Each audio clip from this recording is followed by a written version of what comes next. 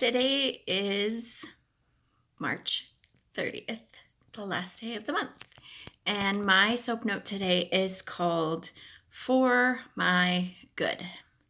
And my verse comes from Deuteronomy chapter 10, verses 12 and 13.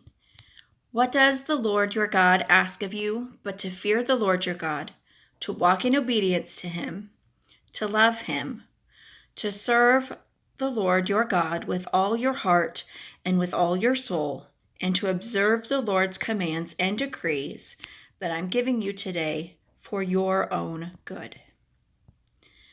Moses has just come down from the mountain, spending 40 days with God, and getting the second set of the 10 Commandments because the first ones got broken. And he's telling the Israelites, all we have to do is to love God and love others. And all his rules and all of his decrees are there for our own good. I know, especially when we're kids, no, we didn't like rules. At least my kids didn't. That's not fair. Every other kid gets this and that and the other. But as adults, we know that those rules are there to protect them and to teach them and to keep them safe. Well, God's rules are the same.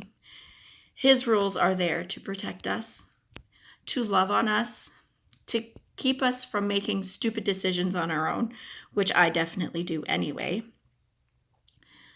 But when I lean in to him and his wisdom and follow his rules, life gets better. Just like when our kids follow our rules, life is generally better for them.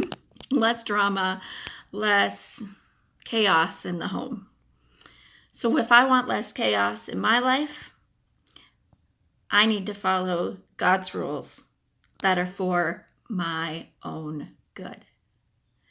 Father, thank you so much for loving us enough to give us rules, to give us guidance and leading with your loving hand. Help us to remember that you are taking us on a journey that is for our good, and you are not out to make our lives boring or restricted, but you came to give us life and to give it to the full. I love you, Lord. Thank you for your blessing, and thank you for your rules, and thank you for just being there and invested in all of our lives. It's in your name I pray. Amen.